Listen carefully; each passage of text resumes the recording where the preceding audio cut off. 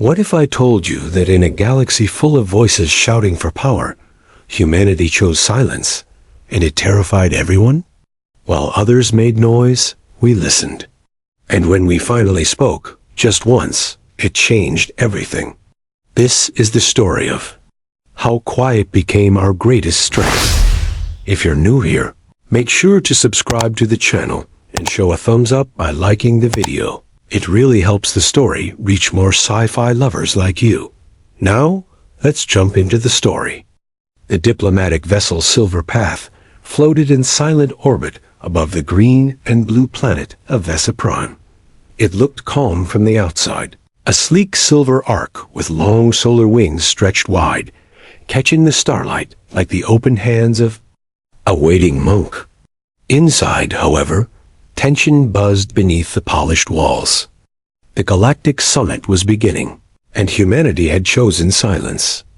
Minister Rowandrell stood in the observation chamber, hands clasped loosely behind his back. He watched as the alien shuttle docked, its body shaped like a beetle made of bronze. And Flame, his face was calm, unreadable. Not bored, not tense, just present. That was Rowan's power. He didn't speak unless the words meant something. He didn't fidget or blink more than needed. He simply watched, and in doing so, made others uncomfortable behind him. Thera Lynn adjusted the cuffs of her suit and glanced at the incoming transmission. She was young, sharp-eyed, and trained in nonverbal communication. If someone twitched the wrong way, she'd notice. If someone blinked a beat too long, she'd log it. "The Zelfin delegation has landed," she said, her voice low and even. "Ambassador Vokrith is leading." "Good," Rowan said. That was all. A few minutes later, the delegation entered the chamber. The Zelfin were tall, insectoid beings with gleaming chitin armor that shifted from gold to green in the light. Ambassador Vokrith was the largest among them, with long antennae and wide, black eyes that reflected everything and revealed nothing. His voice was smooth, but echoed faintly through a translator. "We are honored by this gathering," he said, his words flowing like honey over stone. "May our unity lead us to wisdom." Rowan gave a slight nod. Nothing more. Vokrith tilted his head. He expected a speech. Applause. Something. Instead, the human simply waited. Another Zelfin, smaller and younger, stepped forward. His name was Fexer, and his body movements were sharper, more impatient. "We come bearing terms for the planetary trade alignment," he said quickly. "We propose." Rowan raised a hand, just slightly. Not to interrupt, but to pause. He glanced at Thera, who activated the holographic console between them. Glowing lines of orange and blue danced in the air, displaying symbols, charts, and motion data from the Zelfin side. They were offering too much, or pretending to. Either way, it didn't match their posture, their tone, or their eyes. "We will review your terms," Rowan said simply. There was a long pause. "That's all?" Fexer asked. Thera smiled faintly, not unkindly. "We prefer to listen first. Speak later." The Zelfin looked at each other. This wasn't how negotiations usually worked. Other species were eager to talk, to posture, to impress. Humans didn't. They gave nothing away. No arguments. No visible strategy. And yet, the Zelfin's pitch began to shift. Their words grew longer, their offer less certain. They started clarifying things that hadn't been questioned. Back in the briefing room, after the meeting ended, Thera began her report. "They're worried," she said. "They think we saw through their bluff." Their lower mandibles twitched 3 times during Rowan's silence. That's a sign of hesitation in their culture. And Fexer's pitch increased by 10% mid-speech. Emotional strain. Commander Juno Rel, who had said nothing during the meeting, finally spoke. "Good. Let them wonder." Rowan nodded. "We don't need to overpower them. We just need them to realize we're not playing the same game." Thera looked thoughtful. They think silence means we're unsure. But we're not unsure. We're watching. Ryuan folded his arms. And when the time comes, we'll speak. Once, clearly, and they'll understand everything. Back in the diplomatic hall, Vokreath paced slowly. Fexer sat beside him, confused and irritated. Why won't they talk? He asked, why are they so still? It's like speaking to statues. Vokreath didn't answer right away. He remembered a saying from an old Zelthan war story. The ones who wait to speak are the ones you should fear speaking to. Because they're not here to perform, he said finally. They're here to see, and that makes them dangerous. Outside the station, the stars shifted across the void in their quiet ballet. No one argued. No one begged for attention. They simply moved with purpose, steady and patient. Just like the humans, and the ones who watched in silence. They were already winning. The council chamber aboard the Nexus platform was a grand arena of diplomacy-high ceilings, polished stone floors, and a circular table lit from below by a soft blue glow. Delegates from over a dozen species sat in silence, waiting for the next session to begin. The Zelthan had been preparing their new proposal for days. Everyone expected fireworks. Everyone expected words. Cal Venler watched from a private viewing room one level above. He wasn't a diplomat. He didn't wear robes or medals or make speeches. He was an archivist, Earth's quiet observer, trained to analyze speech patterns, body language, cultural nuance, and subtext. Most didn't know he was even part of the summit. That's how he liked it. From behind the tinted glass, he had a clear view of the chamber below and a live stream of neural data scrolling across his screen. He didn't watch what the Zelthan said. He watched how they moved when they said it. Fexer Trell, the younger Zelthan representative, entered the chamber with energy that bordered on arrogance. His wings clicked slightly with each step, a sign of excitement in Zelthan physiology. He sat taller than usual, tilting his head back to Project Authority. Across the room, Ryuan Drell entered with his usual calm. He took his seat slowly, folding his hands in front of him. He didn't speak. He didn't need to. His presence was like gravity, quiet, but undeniable. Let us continue where we left off, Fexer said, antennae flexing. Our revised trade terms provide double access to the Hydron fields in exchange for sole transport rights through the Meriton corridor. Ryuan nodded once, showing no emotion, no acceptance, no rejection, just acknowledgement. Fexer hesitated. Is there a response? Rowan looked at him and said, not yet. A few in the chamber shifted in their seats. The pause was uncomfortable. Most species couldn't handle gaps in conversation. Silence to them was like dead air, unnatural and awkward. But to humans, silence was a weapon. One honed to precision. Cal watched Fexer closely. The twitch in his lower jaw, the sudden narrowing of his pupils, tells of stress. He glanced at his screen. A subtle spike in neural output. The young Zelthan was trying to adapt, but he was unraveling. Vokreath, seated beside Fexer, remained still. Older, wiser, more patient. But even he began to glance at the humans more often. Not in challenge, out of curiosity. Perhaps. Fexer said again, we could revisit the mineral access clause, if that is the reason for hesitation. Rowan still didn't answer. It was Thera who leaned in, voice quiet but clear. We're listening. That was all she said. The effect was immediate. Fexer recoiled slightly. Listening? To what? We've made our offer. Rowan tilted his head. You're saying a lot, Representative, but you're showing more. A ripple of quiet passed through the room. The Zelthan weren't used to being read. Their culture valued verbal performance. Their speeches were meant to overwhelm, to dominate. By sheer volume and eloquence. But the humans weren't interested in the words. They were interested in what lay beneath Dot in the upper chamber. Cal leaned forward. He tapped into the body telemetry data being recorded in real time. Fexer's wing pulse had doubled. His breath patterns were uneven. He was losing control. Cal tapped a button. A note appeared on Rowan's screen. Pressure building. Don't respond directly. Ask about Clause 12. Rowan read it and looked at Fexer. Tell me more about Clause 12.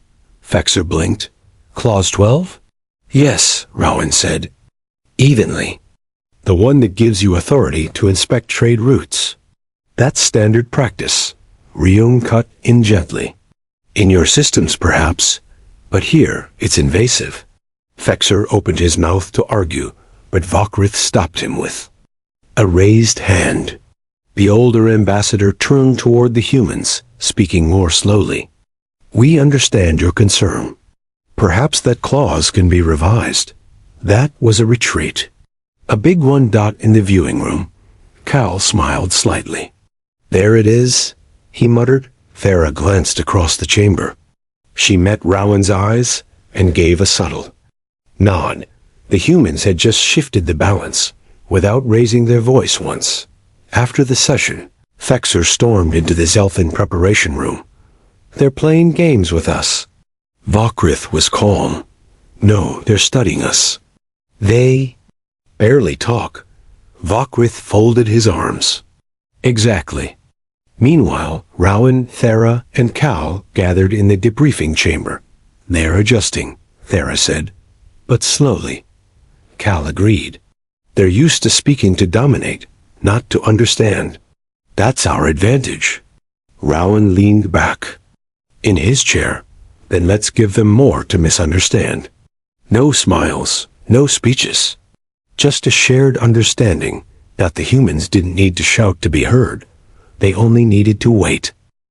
The diplomatic platform, known as Virextu, floated just above the icy moon's surface, its silver spires reflecting soft light from the nearby planet. This station was meant to be neutral ground.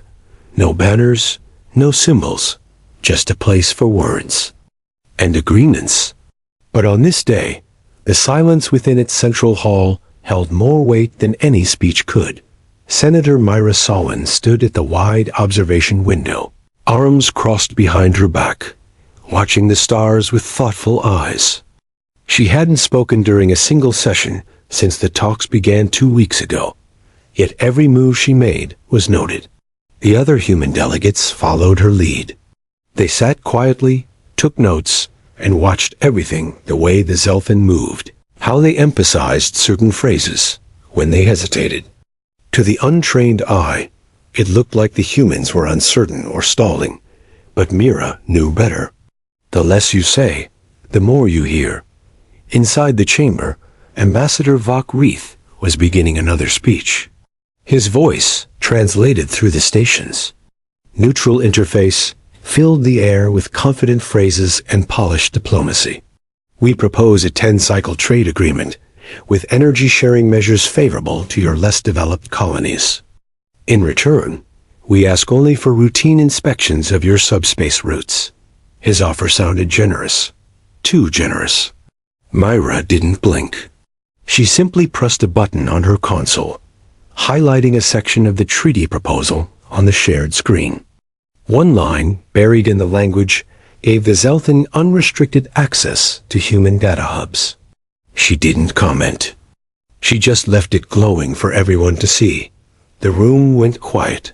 Vokrith's antennae twitched slightly, and he offered a thin smile. A simple oversight, perhaps. One we are happy to adjust. The humans gave no response. Not even a nod. From the side of the room, Thera Lynn watched every movement. She was trained in a dozen alien dialects, but she didn't need words, no. She could see the shift in Vokrith's posture, the way his weight moved to one side. He was no longer in control. They had read him without a single question asked. In the back corner sat First Translator Gron Talrek, one of the Zelfin's senior advisors. He had remained silent for most of the talks, observing from the shadows. But now, his compound eyes flicked toward the human delegation, studying them with interest. He leaned toward one of his aides and whispered, "They are not uncertain. They are gathering." The aide looked confused. "Gathering what?" "Patterns," Gron replied. "Mistakes. Truths buried under words." Back in the human suite after the session, Mira sat with her team in a circle. The lights were low, the tone calm. "They're still trying to sell us illusions," Farah said. "But the performance is slipping. They're trying harder." Rowan added, "Which means they're getting desperate." Mira finally spoke, her voice as calm and steady as ever. "Tomorrow, we let them keep talking. We'll ask 3 questions, only 3. 1 early, 1 midway, 1 at the end." "Timing is everything," Farah said. "Exactly," Mira nodded. "The first question will make them defensive. The second will make them suspicious. The last will make them reveal something." Rowan smiled faintly. "And we say nothing in between?" Myra looked at him. "Why would we?" The next day, the council chamber filled again. Vokrith and Fexer entered with more polished speeches, more charts, more rehearsed phrases. Myra raised her hand early, stopping the momentum before it began. "What security measures are in place to prevent the misuse of inspection authority?" Vokrith gave a long answer, full of reassurances and protocol. But Fexer flinched at the question. Farah saw it. Cal, watching remotely, logged it. Midway through the session, Farah leaned forward. "Have the inspection ships ever been used for data collection outside of trade activity?" Another pause, a longer one. Fexer looked at Vokrith, unsure how to answer. This wasn't in the script out by the end. The mood had changed. The room was cooler. Less confident. Then Mira spoke her third question. "What exactly do you need to monitor in a corridor that has already been declared stable by the Galactic Union?" It was the kind of question that sounded simple, but was not. The Zelfin hesitated. Vokrith exhaled slowly. "There are strategic reasons. We hope to gain a fuller picture of your regional development." And there it was. Not a lie. But not the truth either. The humans said nothing more. They stood. They left. The room was quiet. Later, Gron Talrek met with Vokrith in private. "They are shaping this conversation, Vokrith. Not with power. With patience." Vokrith nodded slowly. "I know. They don't need to talk to control the room," Gron said. "They just need to see what we hide when we talk too much." Far above the icy moon, the stars continued to spin. The humans didn't rush. They didn't shout. But they saw everything. And that was more dangerous than any weapon. The vault was unlike any other station in the galaxy. It floated in deep space, far from any star, bathed in the soft light of artificial suns mounted along its edges. This place wasn't meant for comfort or politics. It was built for final decisions. Treaties signed here were never broken. No one raised their voice inside the vault. No one dared. It was where history ended or began again. And today, it was where the last meeting between humanity and the Zelfin Syndicate would take place. Ambassador Vokrith stood tall at his place around the circular table, his long arms folded neatly in front of him. His eyes were focused, steady, but behind them was the tightness of someone who had realized too late that he was being outplayed. Across from him, Minister Rowan Drell sat calmly, hands folded, face unreadable. Thera Lynn and Senator Mira Solon flanked him in silence. As always, the humans said nothing at first. They waited. Vokrith opened with formality. His speech was careful, full of graceful language and final offers. He praised cooperation. He promised fairness. He spoke of galactic peace, stability, and mutual growth. But for all the elegance in his words, there was something missing. The certainty was gone. Rien listened. He watched, He did not interrupt, even once. When Vakrith finished, the silence that followed was longer than usual. It stretched into something uncomfortable. The other delegates present, from smaller neutral species, shifted in their seats. They wanted to speak, to move, to break the stillness, but they didn't. Then, Rowan stood, slowly, deliberately. His voice, when it came, was soft but clear. "You have used many words, Ambassador," he said, most of them carefully chosen, but some of them not carefully enough. Vakrith's jaw tightened. "If there is confusion, I will clarify." "There is no confusion," Rowan replied. "There is only understanding, and understanding changes everything."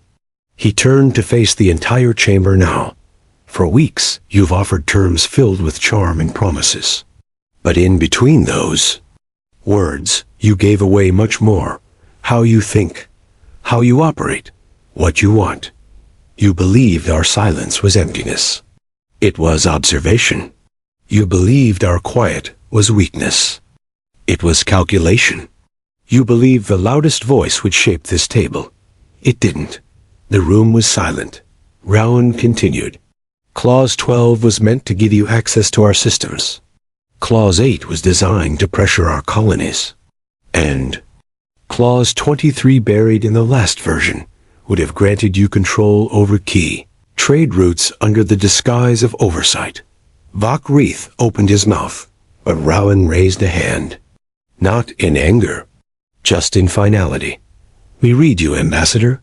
From the moment you entered the chamber, every word, every glance, every shift in tone, we heard what you didn't mean to say, and we listened longer than you thought we would. Mira Solon stood beside him, adding just one sentence.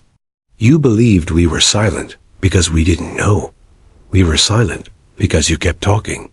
The impact of that line hit harder than any accusation. The delegates from other species leaned in. Even the guards seemed to pause.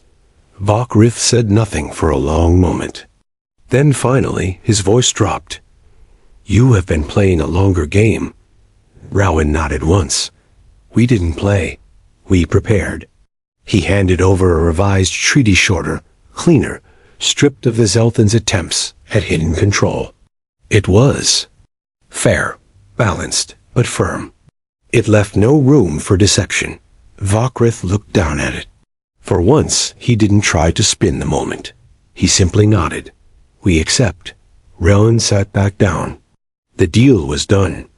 No applause, no ceremony, just a quiet understanding that a turning point had passed. From now on, everyone in the galaxy would remember this day, not for what was shouted, but for what was not thought. As the chamber cleared, Thera turned to Mira. That line you gave him, it changed everything. Mira smiled faintly. Because it was true. They walked out together, past the silent corridors of the vault. Beneath murals carved into the walls, images of past agreements, past failures, past lessons. This one would join them soon. Above the station, in the stillness of space, Earth's delegation ship turned slowly toward home. On board, the logs would record one sentence as the final entry of the summit. We spoke once, and it was enough. Because some truths don't need to be repeated, and sometimes the ones who speak last don't just win the argument, they change the story forever.